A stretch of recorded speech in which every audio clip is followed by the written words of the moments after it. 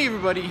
Today on the 29th of June, the Han Solo film, Solo: A Star Wars Story, was released in Japan. It was very late here. It is one of the downsides of living here in Japan. We got lucky with episode 7, 8 and Rogue One, which we got at the same time, but Han Solo we had to wait. So I don't know if this is very relevant, but anyway, I wanted to let you guys know we haven't seen it yet. Me and my girlfriend, hello. We are here in, she doesn't want to be on camera. We are here in Kiba, and the movie's about to start in 20 minutes. And to be honest, my expectations aren't very high.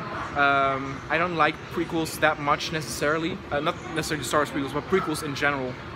Because you can kind of know what's coming up. I can speculate about maybe what characters we might see. I haven't looked up any spoilers, so I don't know. But I think Greedo's gonna show up maybe. Jabba the Hutt is gonna show up.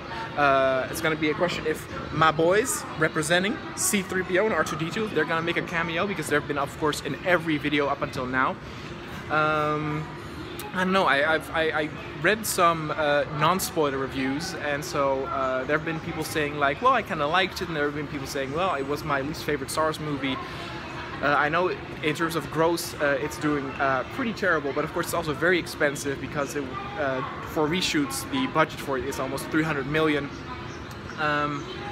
My biggest issue probably that I'm gonna have is that the story is so small that it doesn't really have any repercussions, and it doesn't really expand on the Star Wars universe, unlike Rogue One did, where we of course got to know how that weak point in the Death Star was created, and this really doesn't do anything.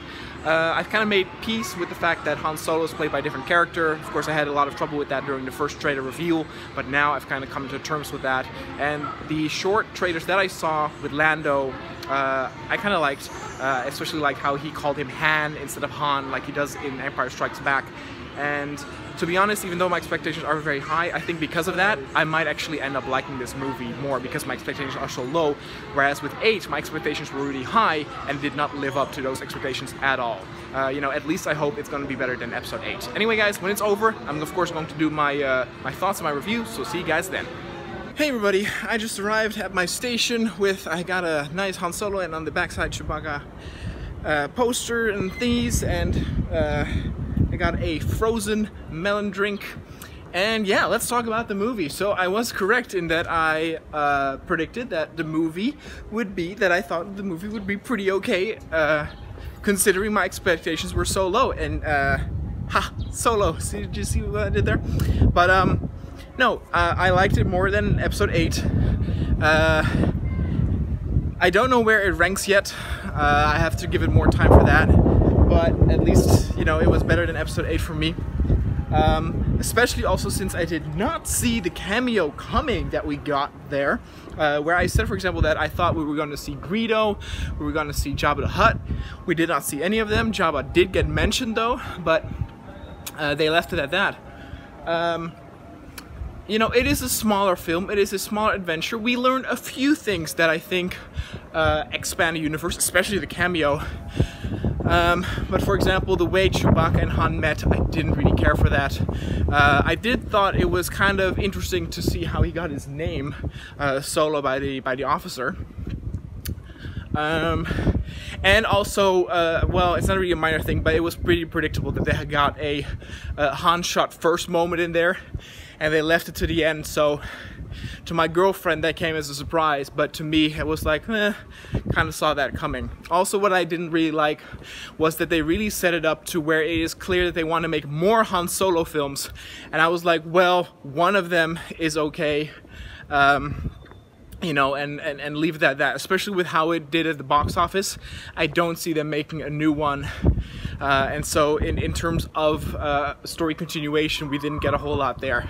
But let's start just with chronologically, with what was going on. So they began, of course, on Corellia, and it starts out right with Han doing the jobs with Kira, and watching that made me realize how much I like my Star Wars films to be safe. I like it when they play it safe, where I really liked Rogue One, and I really didn't like episode 8 with, even though admitting that it was very different, right? But, let me actually get it. But it made me realize how on Corellia it was basically, you know, another smuggler story with another Jabba the Hutt-esque character. But this time, of course, Lady Proxima, this like sluggish lady, really tall, could not stand the light, but still had a different feeling than Jabba the Hutt. And one thing that I started to realize then is how in the books or in the comics or in the video games, they always imitate Star Wars to a point where it is annoying. For example, oh, I'm taking the wrong route, my bad. Where, for example, let's take the Old Republic for an example, both the MMO and the KOTOR game. So they replicate there. If you're a smuggler or a bounty hunter, then you still do like assignments for a hut. And you know, it's like, well, you could have done a different alien, but it's like, no, Jabba the Hutt is established, so we're just gonna replace Jabba with a different kind of hut. Same thing in KOTOR, where you get training from, you know, a Yoda type character, except it is not Yoda this time, it is another type of green little dwarf thingy. Now, watching this movie and having that same situation but with a different alien and different circumstances made me realize how effective that sort of like storyline is and how much I actually kind of want that. Yeah, it just made me realize, you know, we were in Corellia. Of course, the planet has been mentioned in previous Star Wars, but we haven't actually seen it. It looked really, really cool. It looked, in some ways, it could remind one at Coruscant with how industrial it was, but it was way more, you know, water-based with the long bridges. It wasn't as crowded, and it felt really cool. It felt like something that really fitted in the Star Wars universe, unlike that casino planet that they went to in Episode 8. You know, and I just was having fun in the first few minutes there. I thought the joke, though, with the rock and the thermal detonator was a bit much. The humor in the film wasn't really to my liking. But it didn't bother me in the first few times too much. I also thought it was a little bit forced how they fit, of course, the dice in here, which, you know, played a part in Episode 8, and we were like, where were those dice? Those dice never played a big role in Episode 4, 5, 6, but, you know, it's Disney trying to force that. So, in terms of also fan service, though there is some in the movie, it is not as much as we got with Rogue One, and it's a good thing, but I am weak for the fan service though. But it was more based on things like clothing and items that you know. Now, R2-D2 and C-3PO were not in it, of course, which is okay, because now they can let loose of the thing that they are the two characters that are in every movie, so they have to be crammed in there somehow. Now, even though they were not in it, I did spot twice a R2 unit, and one of them was in that beautiful shot where they are like at the airport, and I thought it was cool to see how things went there with the Empire having control, like searching everyone, sometimes picking a random stranger and have him searched. I thought it was cool to see that side of the Empire and see sort of like how society works there. Now, other than that, we just arrived at the park that I'm going to sit at. Someone is sitting at at the bench that I usually do, and there's some children. You understand, it shouldn't be too much. Now, so it was nice to see how the stormtroopers and stuff operated over there. And there you go.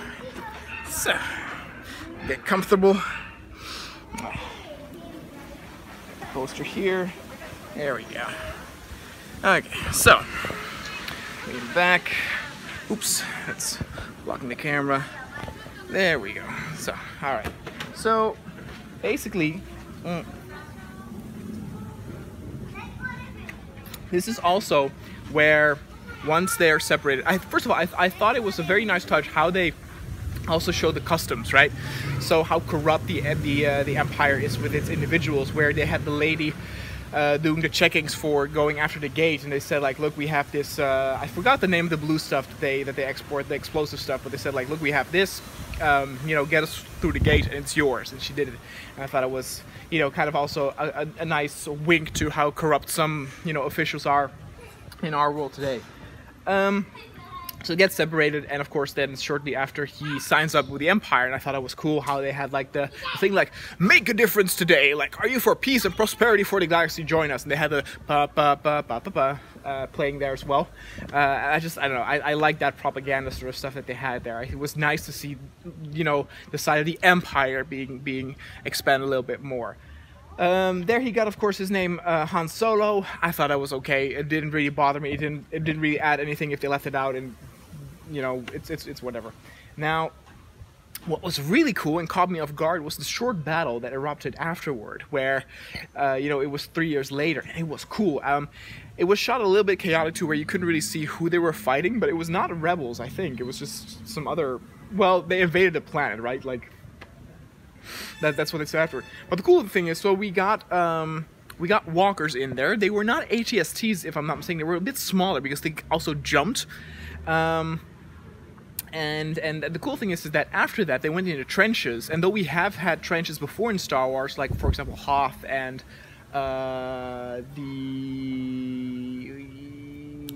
the salt planet thing in episode 8, even though we had that, we never had these like very clearly World War I type of bunkers, and I thought it was really, really cool, and I would have loved to see more of that, and I hope we do in future battles, because I thought that was a really neat thing. I mean, that's kind of the also thing about Star Wars, how it takes influences from our you know, our cultures or battles in history. With, for example, in episode 8 we had the bombers that were very clearly inspired by World War II bombers, you know, being aided by fighter squadrons. So that was cool. That's of course where they meet Beckett, they meet the others. I was surprised to find out that the black lady that plays it was actually the woman who also plays in Westworld, so that was cool for a little bit of recognition. And so, let's see, they go there, they meet Chewbacca, or he meets Chewbacca there.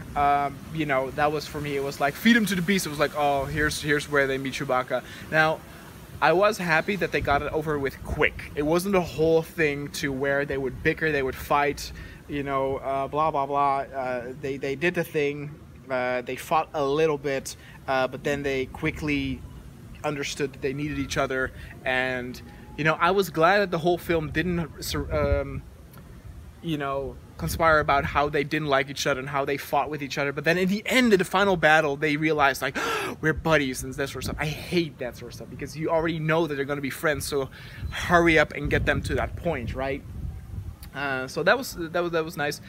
People also, of course, the shower scene, it was just one shot, it's whatever. They did the thing with the train. The train scene was pretty interesting. Of course, we learned a little bit more there. We got some Viper droids. Of course, we're very like pro-droid inspired. I'm thinking, trying to think if I mean, in Beckett, we also got, of course, Rio. Rio was kind of cool, and also there was a little bit of a fan service where, of course, we rewatched episode 4 and 5 before watching this, and when they're in the Exogorth, there's of course Minox on the Millennium Falcon, and Rio actually says like, have you ever been to like a Minox roast? And so it's like, I see what you did there. So they had that, and I also have to say that the fact that he wasn't playing, like Han Solo wasn't played by Harrison Ford, didn't bother me like after 5 minutes, so that was actually very surprising. But I also have to say that Han Solo, I didn't think that Glover looked like the original Lando at all. So, you know, people always say like, oh, Aaron Reich, or whatever his name is, doesn't look like Harrison Ford, or doesn't play like Han Solo. Same thing can be said for Donald Glover. But okay, so let's continue. So there the crew dies, which of course you kind of saw coming because you didn't really see them a lot in trailers or you know, promotional stuff. It was a little bit sad, especially because that Rio character was kind of fun, and it wasn't your typical alien that talks weird. He actually talked really well and really sophisticated. You know, it was kind of like a fun character to hang out with. Woody Harrelson also did a good stuff on his performance, like when his wife or girlfriend died. That was a very sad moment for him. And of course, after that, they go to the party. And you know, again, humor, didn't really sit well with me, where it was like, you know, keep your eyes down, and Han Solo like looks down, like really obvious. But again, even though I didn't like the humor, it wasn't as cringeworthy as it was in Last Jedi. Last Jedi was just terrible. Oh. Now, there of course they meet Dayton, I forgot what the name of the bad guy is. The guy who plays Vision in the Avengers. He was an okay bad guy, but very forgettable. He was just your typical dude with a scar, and that was about it. I'm actually going to switch angles real quick, just so that I don't have to hold it in my right hand the whole time. So you know, your typical bad guy, but I did like sort of like how he was very sophisticated. Also, he was kind of gentleman-like. Like he was like, oh, you know what? I'm gonna give you another chance, but if you mess up, you're gonna die. Like, you leave me all out of options. He sends, of course, Emilia Clarke with them. Emilia Clarke did a good job. Did a better acting job than, for example, Terminator or Genesis. So that was well worth mentioning. And I believe that they, Emilia Clarke and Han Solo, Aaron Reich, that they felt something for each other. So that's of course when they are going to meet Lando, and so let's talk a little bit about Lando. So even though I liked Lando, he was very charismatic, I thought they did it a little bit too much here, where they emphasized on that too much. Like, it's already. I mean, all people know that Lando's kind of swag, and how when he meets Princess Leia, he's like, "Ooh, Leia," and like in front of Han Solo's face, like he kisses her hand, and it was to the point to where they tried to do that with everything here that he does. Like, for example, also that video diary that he does is just that was a little cringeworthy for me, where it's like, Han Solo, like, Lando Diary 5, L3 and I are doing this, and he's like with his feet up, and I was like, yeah, it's a little too much. I've heard people say who've seen Han Solo, like, I cannot wait. Like, I don't care about a Han Solo movie, I want a Lando movie. I was like, no, having a character like that as the main character would be terrible. Like, a character that is so, like, arrogant or a narcissist, you need that as a side character, not as a main character, in my opinion. So I think they just should leave it there. And again, as I said, people complain about Aaron Reich not looking like Harrison Ford. I don't think Glover looks like Billy D. Williams. He did a good job, but as much as you know, I didn't see Harrison Ford and Han Solo. I didn't see Billy, or Aaron Reich in there. I put them on the same line. It's just that Glover's character is a little bit more, you know, laugh-worthy with how he reacts. You know, I did like it that they did the Pasak, the card game that they did, that Lando did win, because of course we all know that he won the Millennium Falcon from him, so it would be a little bit too easy to already give it away then. Oh, I'm back. Just wanted to check the battery. So he lost the card game. And one thing that then comes to the point where I was like, oh my god, this movie is really winning me over. Like, it's doing all the things right. It's not up there with the top of Star Wars, but I'm having a good time. I'm having a good time. You know, it's just a fun sort of like thrill ride, an adventure movie. You know, it's doing fun. And then the social justice warrior robot shows up. And, you know, it was literally the first thing that she says, like, stop exploiting robots. And I was like, oh my god, is this going to be the only, like, trope of the character, right? And she says that everything where, you know, she makes, like, a clitoris joke or something when, like, you know, I'm curious if you're gonna find my button. She has the masturbation joke. I heard that there's a masturbation joke in there before I saw the film, so like, ugh, I don't need that. Now, the joke was over quickly, so luckily it didn't linger on it too much and wasn't too cringeworthy. But I did start to realize that everything she does is about the social justice warrior, and I was wondering if they kind of did that as a satire. Now, I don't know the answer for this, because, for example, what I did laugh at was when Lando, when they had landed and Lando walked up and he asked, like, L3, like, do you need something? And she was like, equal rights. And I was like, oh my god, is this character like a joke? Is this like a joke how sensitive people are today? And I was like, I don't know, because I was like, if this character is serious, like meant as a serious thing, where it's like, oh yeah, no, we need to take her serious, and that they have the equal rights and blah blah blah and stop exploiting droids, then I was like, Okay, that is a terrible character, and I don't want anything to do with that. But if it is as a satire with how quickly people are offended today, and you know how much ruckus or panic everybody does about like little things, about, you know, saying all these Justice Warrior stuff, then I thought, oh, then actually that character is actually pretty well done. So in all honesty, I don't know the answer to that. Now, then they went, of course, to the castle. Actually, also, they are, of course, on the ship. And like I said, in terms of fan service, it is more about objects or clothing that you recognize from early. Of course, Chewbacca does the chess game. We already saw that in Force Awakens. But when they have the scene where Kira and Han are in the room with the capes, you actually see on the left of all those capes hanging, you see the cape that Lando is wearing in The Empire Strikes Back. So that was a cool little thing. Because it was subtle, because it wasn't, it would have been, for example, way less subtle if that was the cape that Kira was actually like trying on or like playing with.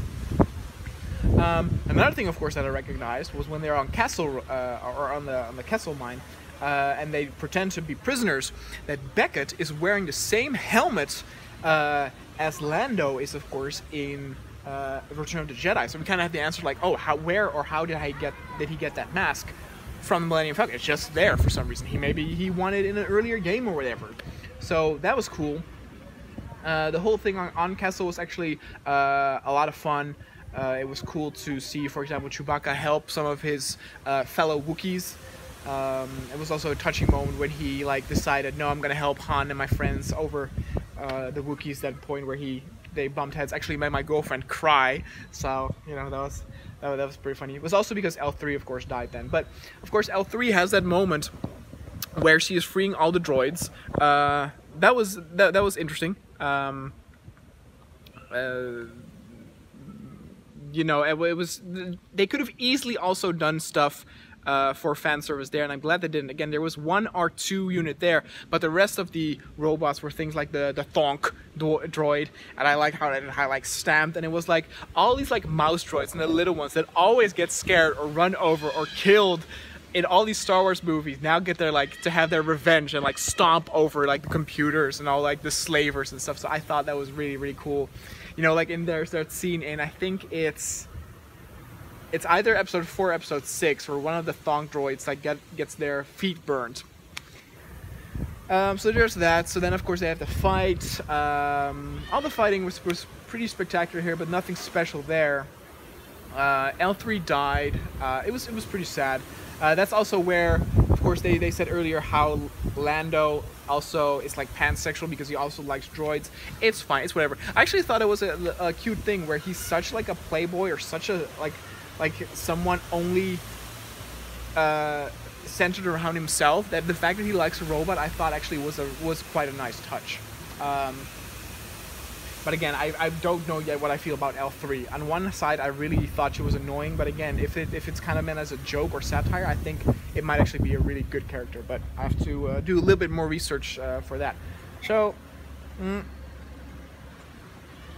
then they do the whole Kessel Run. And again, this is where prequels annoy me, because it's like, oh, the Kessel Run, you can only do it in 20 parsecs. And we already know that he does it in 12 parsecs. So I'm like, this whole section is just stupid and I don't need it. It was spectacular though. It looked good. I wish that they would have done more with the Star Destroyer, because the TIE Fighter chase was okay. But instead of going through the circular area, like the tunnel area, they actually went through the Maelstrom, and it was kind of hard to see what was going on. Like there was a lot of debris, smoke, mist, whatever. And you know, the highlights of that chase we already saw in the trailer. It was cool to finally see Chewbacca and Han, you know, as pilot and co-pilot in the Millennium Falcon. We of course saw there that he drops the escape pod, so that was cool to see that happen. That's also of course where the Millennium Falcon gets so damaged, because the Millennium Falcon is first so clean and smooth in the movie, and then you see it here and it just gets damaged and kind of you know, gets to the condition we know it as in the older films. So they go through that. They meet, of course, the squid monster. The squid monster was whatever. It was like CG stuff, and it didn't really pose a whole lot of threat. They didn't have the thing in the trailer, did they? Where there's like, we're fine, and then they see all the tentacles and stuff, and they fly through it. They didn't have that. I just realized that actually by going over that. They did, of course, the thing where they have the blue stuff, and that gives them a boost to boost away. Now, then, of course, in the final act, they return to that beach planet or desert planet. I'm not entirely sure what it is, and they meet the Marauders again. And the Marauder, the one who has like a really cool mask, drops it off, and it's this like little kid with all these freckles. And I was like, oh my god, it is a woman. That's really cool because the voice of the mask was really, really cool. So that was a really big surprise, and I did like that. However, when that happens, and actually, by the way, one of those Marauders, because they all like put off their helmets and stuff, one of those Marauders is, I believe, also in Rogue One with the Forrest Whitaker's character. I forgot what his name is. Saul something. That's that guy, or it's at least the same species. But I think literally the clothes and stuff is what he wears. I think I might be wrong if I said, but I think he's like the race of like Plo Koon. Or Plo Koon. Anyway, the thing here though that had me worried is they talk about how the Crimson Sun did all these bad things to them, and how they're not enemies, they're allies. And I was like, wait a minute, allies? This is almost like the end of the movie.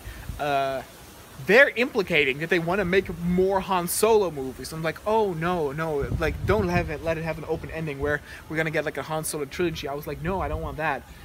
And so then, of course, they go to the final battle with the bad guy, which was okay. I wasn't very impressed by that. It was a nice little twist with that. It was the actual explosive stuff that they gave to him.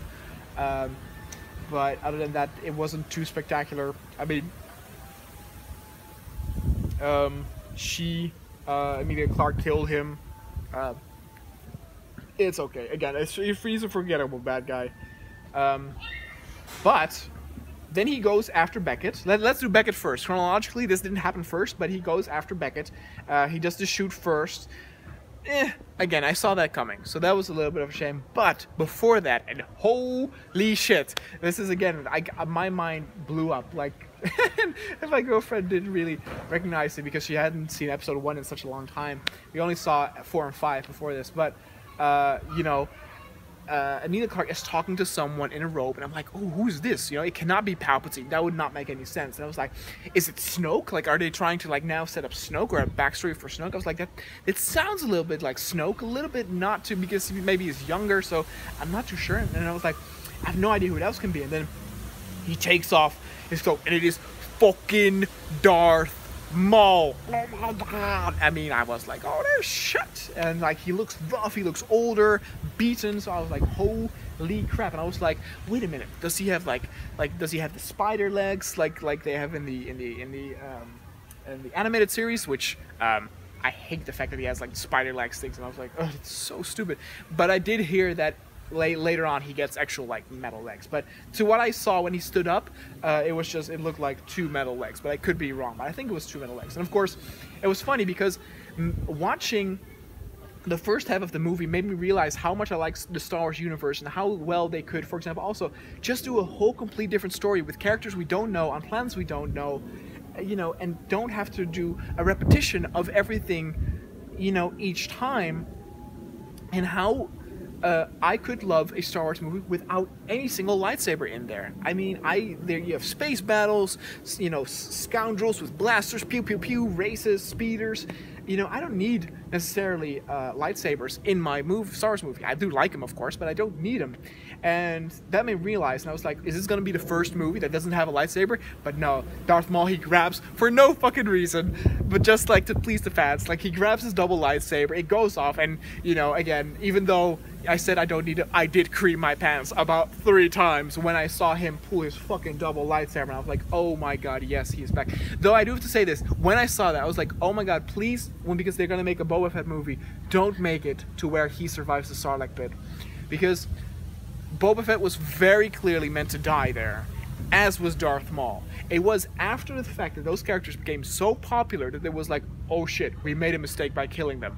let's bring them back. And it's really stupid. And I can kind of forgive it with Darth Maul because he is a cool character and he was just died. It was such a bad decision to have him already killed off right at episode 1. Like, had to do episode 2, episode 3, so we could have developed him more. And he was one of the cooler things about episode 1. But Boba Fett, please leave him in that fucking Sarlacc pit, because he just rolled in and the fucking Sarlacc pit burped, as you know, to add insult to injury, and it just, you know, like, he's meant to be dead. This bullshit thing about everybody dies and gets fucking eaten for 1,000 years there, but Boba Fett, he survives. It's just, come on, bullshit. Like, fuck off with that story. So that's what I thought. So I was very, very pleasantly surprised, and it was, the cool thing about it was that it was a cameo I did not see coming. Again, I thought we were gonna see Greedo, we're gonna see Jabba, so it was things that I already had in my mind, and I did not definitely have Darth Maul in my mind, so that was very, very cool. And so there was that, and then of course Emilia Clarke character turns out to be bad, so I thought that was cool. So that's gonna be interesting, kind of, to see how that ended up, because of course she's not a thing in 4, 5, 6, so she has to die eventually. And I think it would be badass to have her actually like a good Imperial, though it is not entirely sure yet if like Crimson Sun is like its own thing that she's working for, so she's not actually Imperial, but because of course he was separatist. I don't know yet. I need to look into what position Darth Maul exactly has, like if he's affiliated with the Empire or if he's now leading his own thing. Anyway, then after that, is there something more? So then you get the thing where they give stuff to the Marauders. Oh yeah, and that was the one cringy moment. It was like, do you know what you did? Do you know what you can unleash with this? And I was like, before she said it, I was like, a rebellion? And she was like, a rebellion. I was like, why? You don't have to connect everything with the main storyline. Like, doing that Darth Maul thing was enough. And of course, then they fly away, and then it's ending. So, all in all, it was a fun movie. It was fun. It was not the disaster that I thought it was going to be when I saw the first trailer. And, yeah, no, better than episode 8.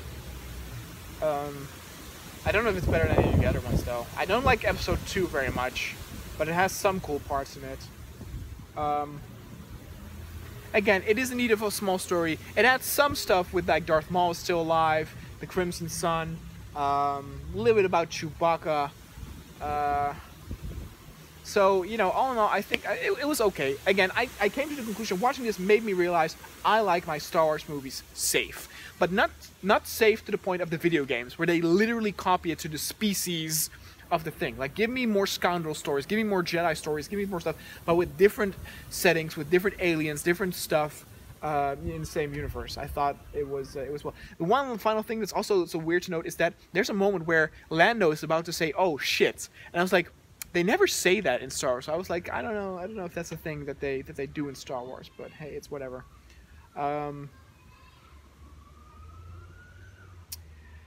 So yeah, so that's it. I'm trying to think if there was any other fan service-y thing that I forgot, but I don't think so. I'm of course going to, from now on, I'm going to actually watch all the spoiler reviews and see what people thought. But again, I was surprised. It is definitely not my least favorite Star Wars movie. That's 8 or 2. I don't know yet. And again, it depends if that L3 character, if that character was meant to be serious or more of a parody. If again it's parody, that's better. So I don't know. So again, the movie had some minor stuff. The movie had some good stuff, but overall, you know, it wasn't bad. It was okay. I can definitely watch this movie again and not be as insulted as I was with fucking 8, where they fucking made Luke Skywalker, the hero of 4, 5, and 6, a walrus titty milking, drinking, old raunchy dude. So, you know, there's that. So anyway, guys, I am curious to know, or I want to know what you guys thought of the movie. Let me know in the comments down below. Again, I know, of course, that this movie is out for a long time, so it might be a little bit obsolete to do this video. But again, it is the downside to be living in Japan, where movies, you know, come out very late. And if that is the thing I have to live with, you know, by living in Japan, that's something I like to do because I love living here. Anyway, guys, thanks so much for watching, and I'll see you guys next time.